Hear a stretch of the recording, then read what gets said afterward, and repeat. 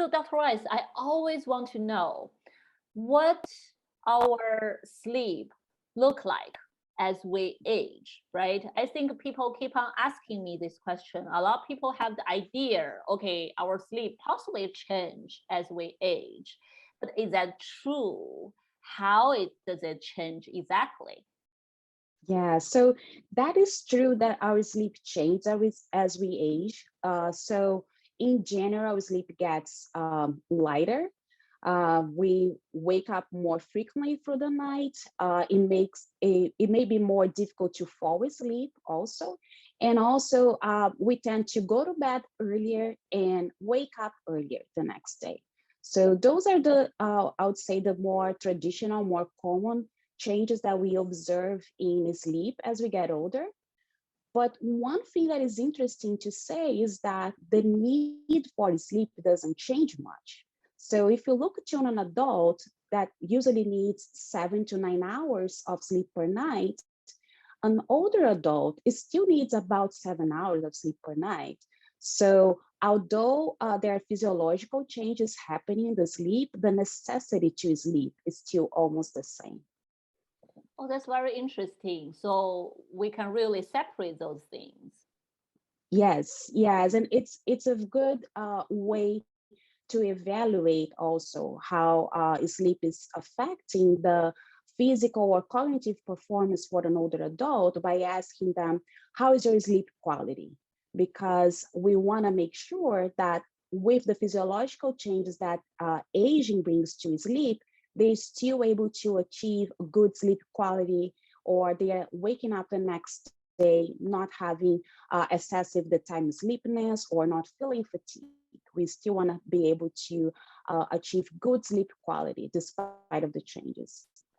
Wow, yeah. So I think we always emphasize sleep quality, right, over quantity, not just look at the quantity. But here the question is if elders have similar sleep need, but their sleep been changing in such a way you just described, does that mean when we get older, we all sleep poorly? So that is a great question because I get that asked a lot too when we're doing some clinical studies. And also many participants in our studies, they say, when I ask them if they have sleep problems, they say, well, everybody has sleep problems when they got my age. So it's a 70-year-old or 80-year-old, they say everybody has sleep problems.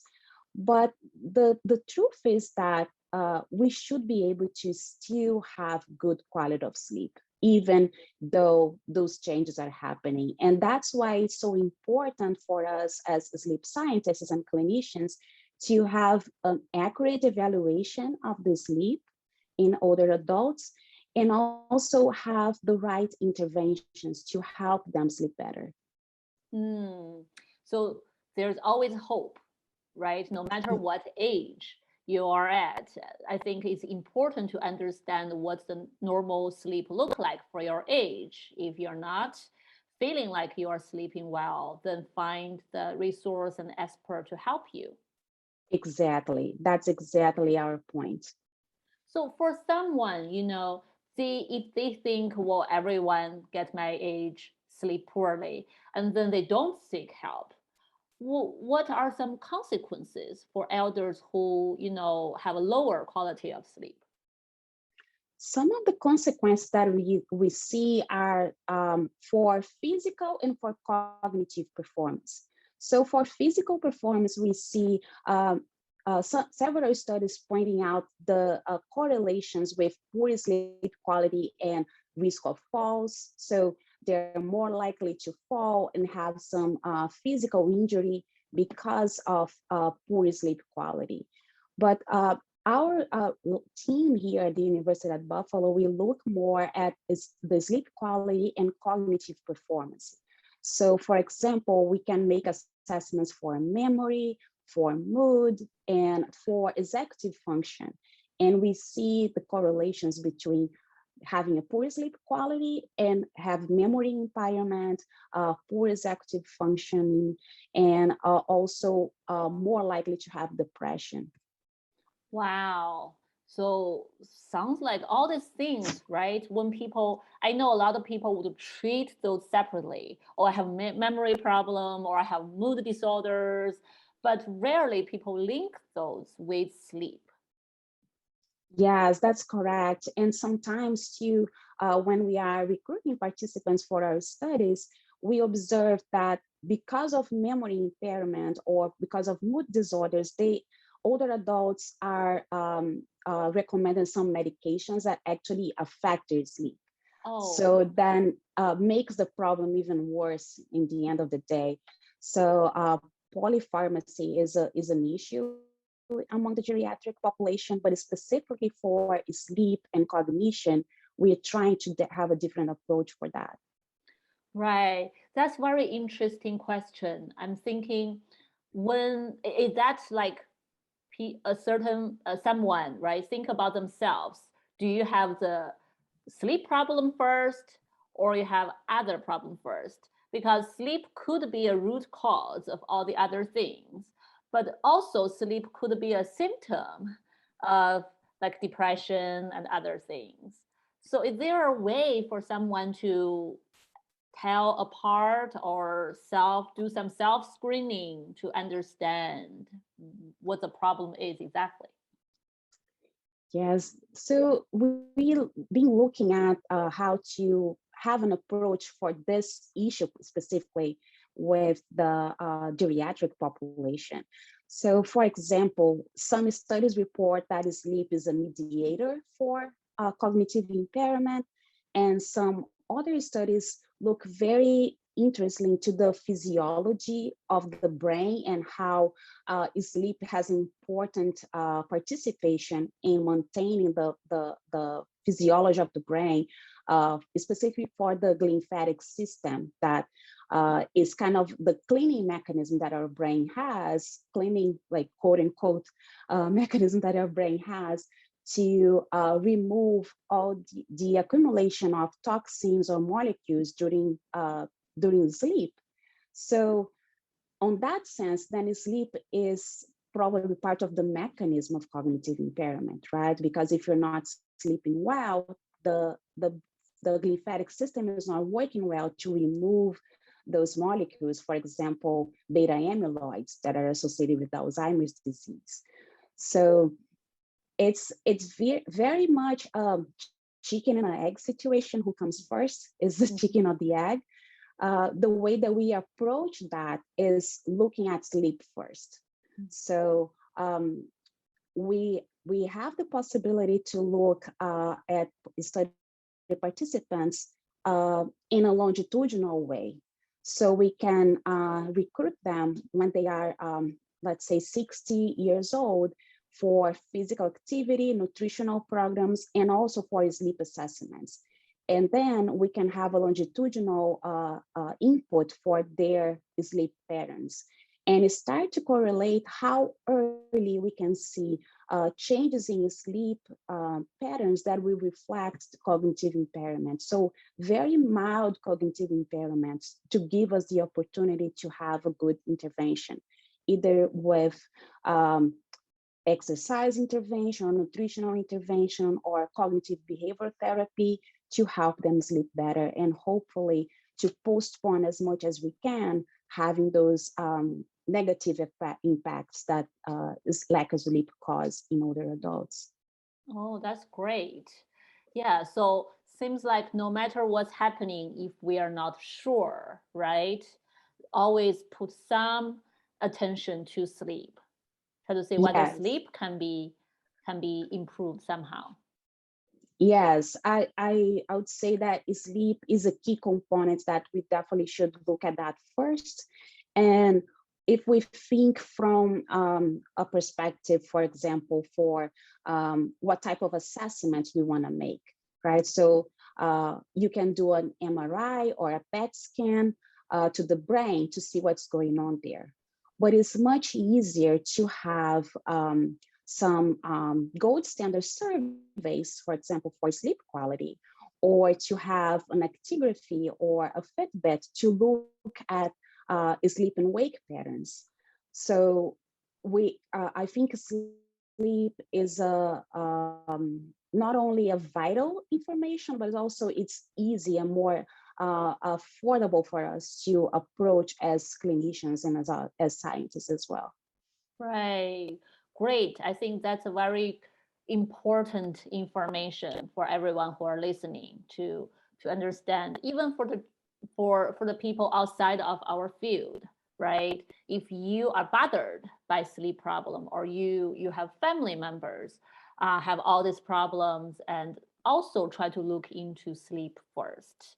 It's a lot of time it's a short-term treatment if it's insomnia, for example. Yeah.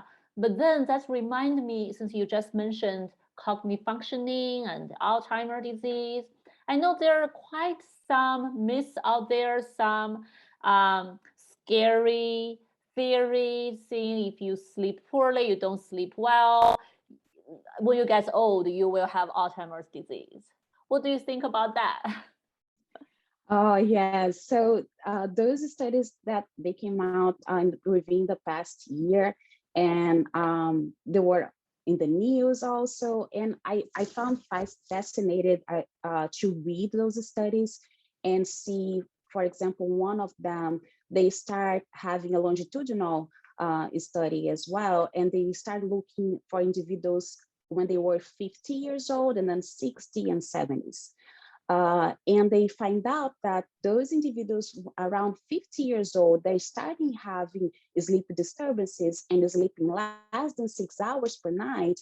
In a long term, they were more likely to have Alzheimer's disease, right? So, or cognitive impairment. So I usually use that data on my presentations, and when I have to talk to the participants in the sleep center or nursing homes or some outreach that we do for the community, I usually bring that information there. And I joke like, I don't want to scare you, but it should be not something to make anybody scared. I think it should be an eye-opening to the importance of sleep, right? And just letting us reinforce that information on how important sleep is. That is not only putting our head in the pillow and there's nothing going on there. The brain is working so hard to keep us healthy and functioning. So just reinforce that. Right, right. That remind me of when we try to eat healthy, right? I have a lot of friends over the COVID talking about, oh, we are changing our diet, we are trying to eat healthy, because there's a lot of research and theories out there say if you eat certain things, if you don't eat healthy, when you get old, you're gonna have a cancer or all the other things. I feel like it's, in a way, it's very similar. Yes, I agree with that. And I do feel that during COVID and staying at home, some people will start paying more attention on how the change in sleep pattern affects their health, and they decide to use sleep as a New Year resolution to sleep better. Yeah. The only worry I have is hopefully people don't take this so seriously that they try to control every piece of their sleep. That's definitely gonna make sleep even more difficult to happen. Exactly. That's the problem there. Yeah, I think that's the tricky part, that different from food, that you can choose, oh, what food I'm gonna cook today, what food I'm gonna buy today. But for sleep, it's not like, oh, I'm gonna sleep this way. I think this is the healthiest way and it's gonna happen. It's not. Not, yeah, it doesn't happen like that. Yeah, sleep is Yeah. so interesting. Then talking about elders, right? Elders, when we get older, our sleep. One question I often get from people is, well, after we retire, we have all the time of the world. How are we gonna stop ourselves from laying on the couch, watching TV, and then fall asleep in the afternoon? And of course, at night, I cannot fall asleep. Oh yes, that's something that we get a lot here as well. And when I was in training for cognitive behavioral therapy for insomnia, I had this opportunity to join a workshop with Dr. Michael Perlis. And he said this, that I care for my entire career. He said that napping is like having a snack before dinner. So if you snack too much before dinner, you're not going to have a full meal. And it's likely that later on, you're going to still be hungry at a weird time that you're not supposed to be eating. And I usually tell this when we are conducting studies, to remind that it's okay to take a nap, but we need to be mindful about when we take a nap and how long those naps are going to be. And the challenge for an older adult is because their social schedule is different, right? So for younger people, having time to be at work, to leave work, and also some for people who have kids, childcare, you're not going to sleep in. You have to take care of your kid and all this type of things. And for an older adult, all the social aspects are different, especially when they are retired. So I try to explain them what sleep does, and about this analogy that napping is like having a snack before dinner. And it usually works for them because they understand, like, okay, this is true. If I snack too much, I'm not eating my full meal at night. So I'm gonna make sure that I have my alarm set for my nap so I don't sleep 3 hours, right? I'm gonna take a 30-minute nap before 3 p.m. and then I'm gonna sleep well at night. Oh, I see. So it's important for people to understand the science behind it so they can monitor their own napping, their own behavior, even though they have time, possibly try to use this time for other things, not just napping forever. Yes, exactly. I found that it's very helpful when we share this information about the science behind it, rather than just say that, oh, you cannot nap more than 30 minutes. I explain to them why is that and what it does, and usually it works for them. Oh, that's great. So another similar related question about this is older Mhm. adults, a lot of times they have like physical pains, they have a lot of medical issues, right? They possibly not, they are not able to move around or go outside too much. So I'm wondering, will that impact their sleep somehow? Because they cannot go out, because they cannot move around. So they just tend to sit there or lay down somewhere, and that will make them very easy to fall asleep.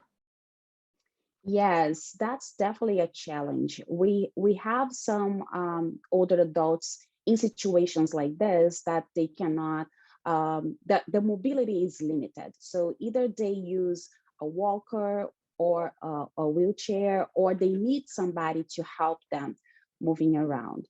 So in those situations, we need to make adjustments to make sure that we help them create a routine that will allow them to have a clear separation between day and night, so they can help their brain make the brain understand better when it's bedtime, when it's wake up time. So for situations like that, for example, along with sharing information about sleep hygiene or some small modifications that they can make to adjust to their condition, we can also use morning bright light therapy to help them with wakefulness during the day, and then hopefully helping them sleep better at night.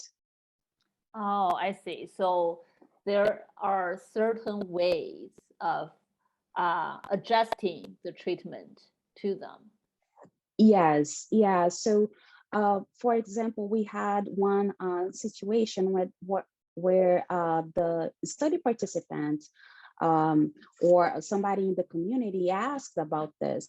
Like, I want to sit on my chair all day. So what do I do then so I don't fall asleep during the day for longer? So setting an alarm or having the blinders open to let the sunlight in, and just try to adjust to the routine for what they do, and make sure that have this clear separation between day and night.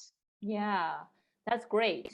And whoever listening hopefully can borrow this idea. But again, sleep is a very individual thing, right? If you need Mhm. the treatment to be really tailored to your own situation, still you need to go to a professional. You need to go to a sleep specialist to really find it out exactly for your own situation what you can do. Yeah. Yes, yes. Mm-hmm. Yeah. Mm. So for okay, um, is there when you work with adults, older adults a lot, um, have you encountered any common challenges when you're working with this population? I'm wondering, is that anything different? Anything you find extremely difficult, or is there any common patterns? Yes, so there is one common pattern that I found in this population, and is one of the guidance that we provide for cognitive behavior therapy for insomnia, for example, is to wake up every day at the same time. And then because most of these participants in this population, they are retired, they don't have a social schedule that demands them to be on a certain place by 9 o'clock or by 10 o'clock. They don't have a set schedule in that sense. And most of them have a hard time waking up at the same day, at the same time every day. Oh. Um, although we know by the physiological changes that happen with age, older adults tend to wake up earlier. But what happens is that sometimes they wake up earlier, let's say 5 a.m. or 4:30 a.m. They wake up, they sometimes have a small breakfast or just some milk or something like this, and they go back to bed again and sleep until 9:30 or 10 a.m. because they don't have, again, that social schedule that demands them to be at some place at some time. So waking up at the same time every day is usually very challenging for them. Wow, I see. Oh, that's interesting and understandable. Hmm. Yeah. Mm. Then another observation I have is a lot of older adults, they have difficulties getting up in the middle of the night, right? When we use CBT for Mhm. insomnia method, if they, wake up in the middle of the night, they cannot fall back asleep. After a while, they should get up, leave the bed. But I think for them, for this population, there's are fall risks, there are medication, like medical reasons. It may be dangerous or inconvenient for them. And I'm wondering whether that's something you noticed in your practice as well. Yes, we do notice that, and especially being Buffalo, I'm here in Buffalo, New York, it's very cold Oh, during yeah. the winter. Uh-huh. So whenever we suggest that they get out of bed, they look at me like, it's 10 degrees. I'm not get outside. I'm not get out of the bed. It's too cold.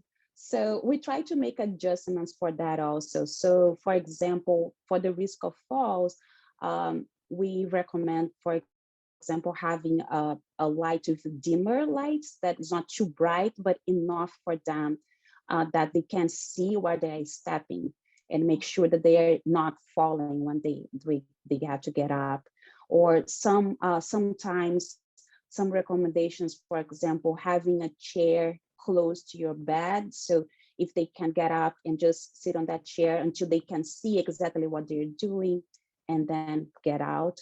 So we can make some small adjustments like this for them, but it's a challenge to get out of the bed in the middle of the night.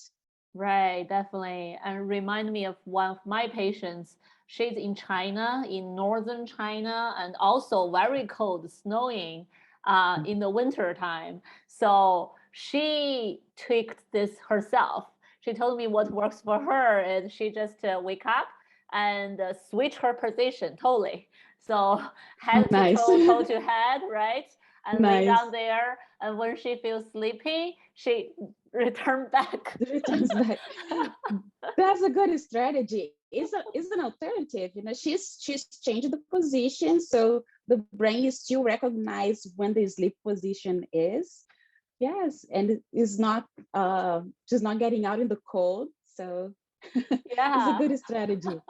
So it's so interesting, right? What strategy works for each person and how to be creative. So you can be safe, comfortable at the same time. You can sleep better and better.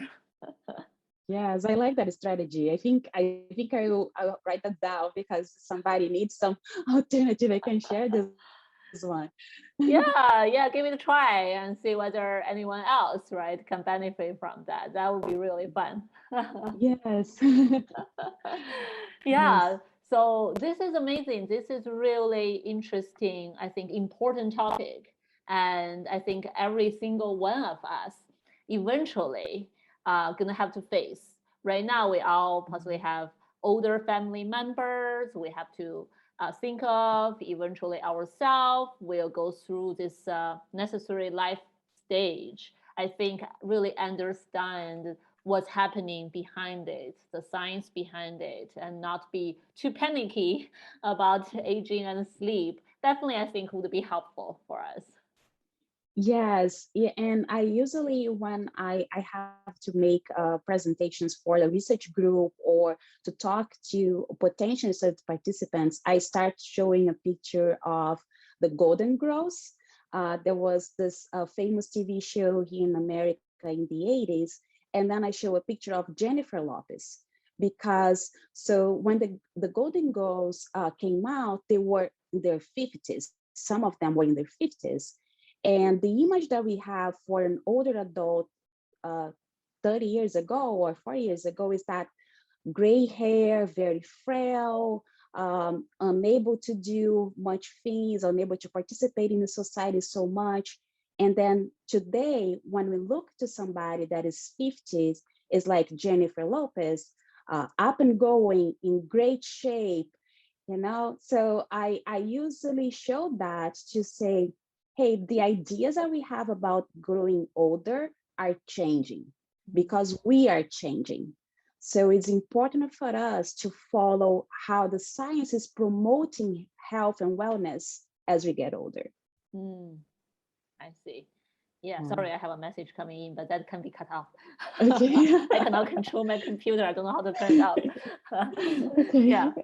Um, yeah, wow, that's great. That's great to know. I think I did not think about this before. It's not just sleep changes as we age. Actually, the whole culture, the society is changing, right? How we do day-to-day activities, what we eat, and even nowadays, online socializing, computer technologies, they are all different. They're going to impact later when we age, what that may look like. And of course, going to impact how our sleep going to look like.